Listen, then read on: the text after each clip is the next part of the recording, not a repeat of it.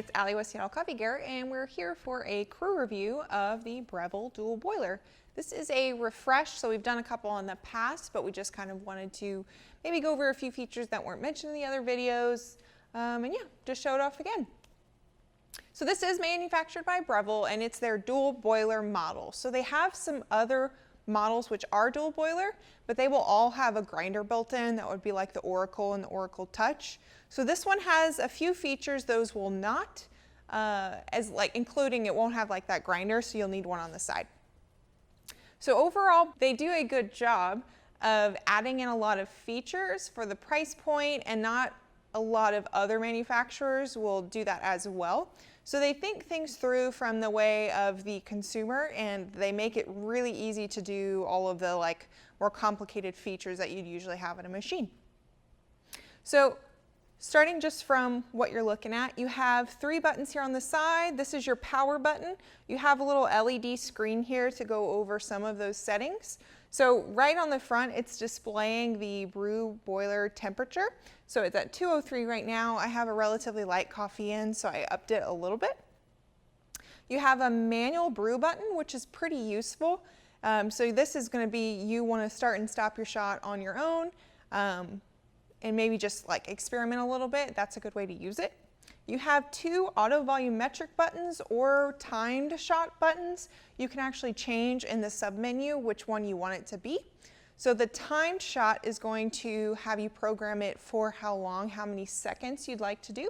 And the auto volumetric will actually measure the output of what you'd like to do, and it will repeat that as well. So up to you which one's easier to use. Sometimes time can be a little bit easier when you're getting started, and volumetrics will be a little bit more consistent after that.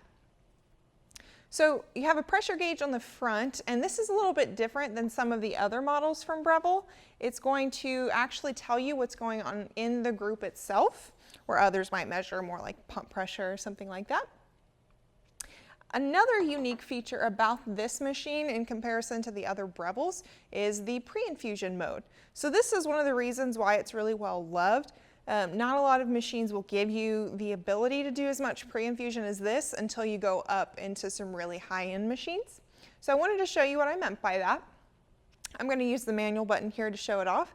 So as you hold it, that will continue your pre-infusion, and pre-infusion is basically going to add a little bit of water without as much pressure to that basket. So if there's any inconsistencies in your grind, or maybe you did a little bit of distribution, or you touch the bed a little bit, it'll help kind of smooth over those differences that usually would make your coffee not pull as well. So I'll show you what I mean. I'm going to hold it down for the pre-infusion, release for the full pump pressure. So you see, that's the pre-infusion. You can go as long as you want, and then let it go. And that's your full pressure. And then just hit it again to stop. It will give you your shot time as you pull that. So you can keep an eye on it and just kind of experiment and play. So these 2 will have a saved amount. So they will start when you hit the button and then stop automatically. So you don't have to hit these again to stop the shot unless you wanted to cut it short or something like that.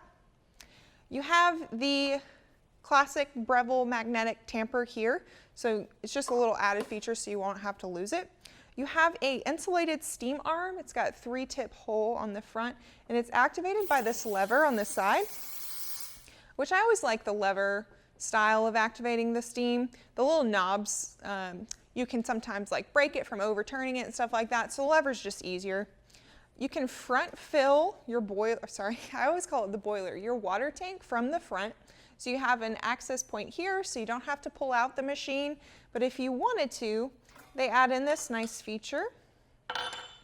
This is your drip cherry here. We'll talk about that in just a second. Made a kind of mess there. So this is a lock on the counter. So while it's locked, you can't actually move the machine. It's pretty solidified there. But if you needed to access the back, you can actually pop it up on these wheels. Get this out of the way. And now you can move it. You can access the back. Got a pretty big water tank in the back, so you can't access it in the back here. You can see it's pretty large. You can fit a filter in this. They do have specific filters for this, but if you are already using filtered water or something like that, you don't necessarily need to double up, but just make sure you're using some sort of filtered water. So your drip tray, pretty big drip tray, gives you a lot of time to like play, dial in. You don't have to empty it as much, but once it is full, it has this level indicator. So you won't have to worry about accidentally forgetting and it being too full. So that's going to float as you get more water down there.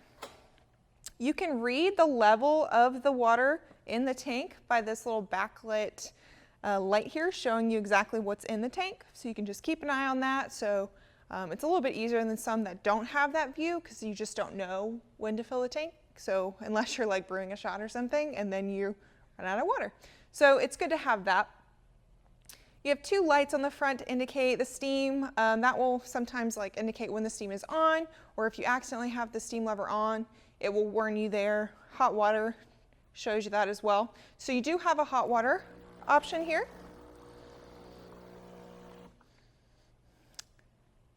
Another thing about the hot water, so it is a dual boiler, and most machines that are dual boilers will use the hot water from the steam boiler, but this one uses it from the brew, so you can't use the hot water and the brew group at the same time. For example, so if you have it on, you can't really use those.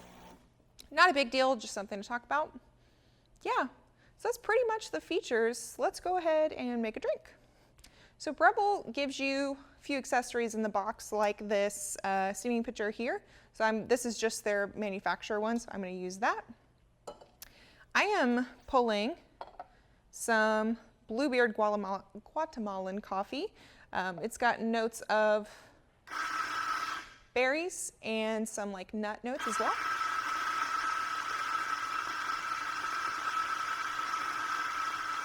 Dark chocolate, I think, was another one. This is the Note grinder.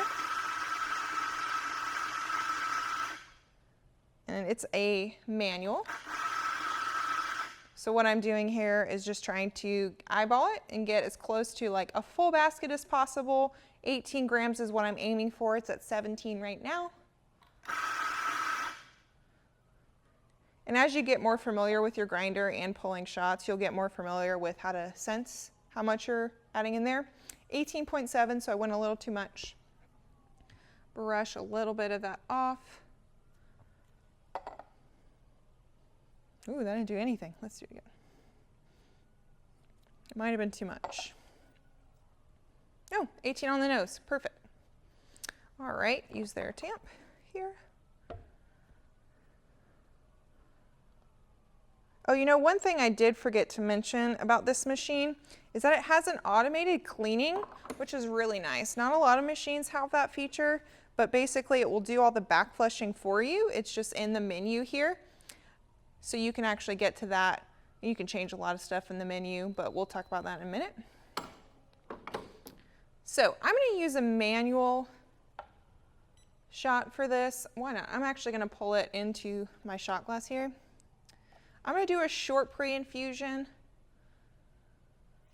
So let's just see. I don't need to use the timer because it does have a timer on the top. I'm just going to use it for the actual weight. So here we go.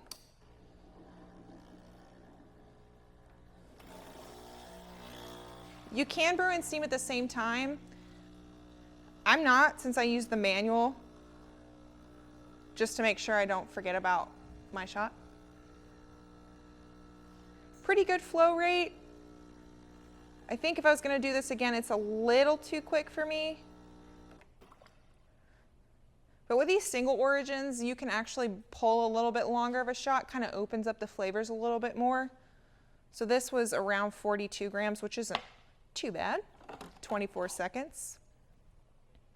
I'd probably play with it a little bit more if I had some more time here, just to experiment. I actually have this cool Breville cup around. Doesn't come in the box, but I thought it was pretty cool. So just rinse that out really quick. So you can actually brew or steam first or do them at the same time, depending on your comfort level. Pretty good level of steam. I actually turned the steam boiler up a little bit. That's another thing you can do. So here we go.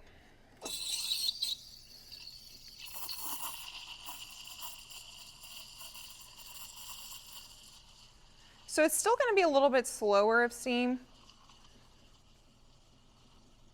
It's not bad though.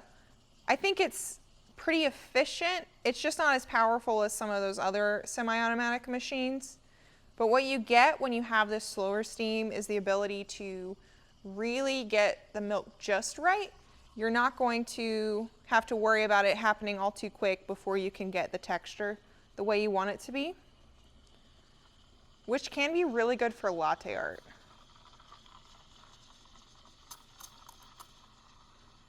I'm going to stop it till it's just about too hot to touch. It's basically there.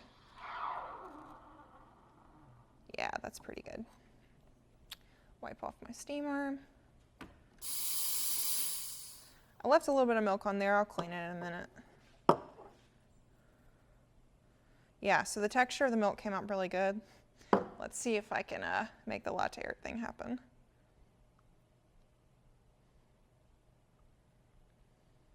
It's been a while since I've used a cup like this.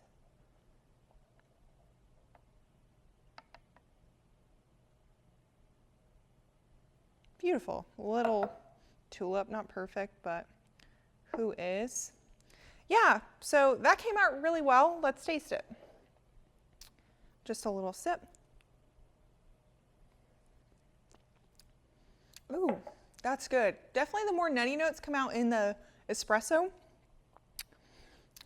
in a really good way. It's really good with the milk, pairs really well. Kind of like balanced, not super dark. Yeah, that's pretty much it. We were going to talk about the menu. Let's go ahead and finish up there. Okay, so here is your LED screen. We're going to hit that menu button and it's going to take us into the options. There are a few more options in a sub menu that you can access when the machine is turned off, but these are more the ones that you would use on an everyday basis or at least more frequently. So this is where you change the shot volume or the shot time. You have a 1 cup, which will show you the 1 cup illuminated, the 2 cup, which will show the 2 cup illuminated. Here's your shot temperature or your brew boiler temperature. You just have to flip through up and down to decide what you'd like to do. This does give you a lot more options for the temperature. I would stick between 205 and 195. That's just going to give you the better results. Here's your auto on and off. I don't have the time set on this yet, but basically once you set that clock, you can decide what time you'd like the machine to turn on for you. The dual boilers take a little bit of extra time, more than some of those smaller machines, to heat. So it's a nice feature to have, that way you're not waiting on it when you get up in the morning and that sort of thing. Something to note though is you want to set it to the time pretty close to when you'd want to use it, because it does have a sleep function that ranges from an hour to 2 hours. So you don't want to set it too early in the morning or it will not be awake for you. Here's that clean cycle I was referring to. That's what you're going to do to make the machine go through a programmed backflush. So you just put the little tablet in there and it runs itself for you. And there's where you set your clock. So if I set that up, it would allow me to use the auto start. And that's pretty much it. So yeah, thanks so much for watching. Don't forget to like, subscribe, comment below, and we'll see you next time.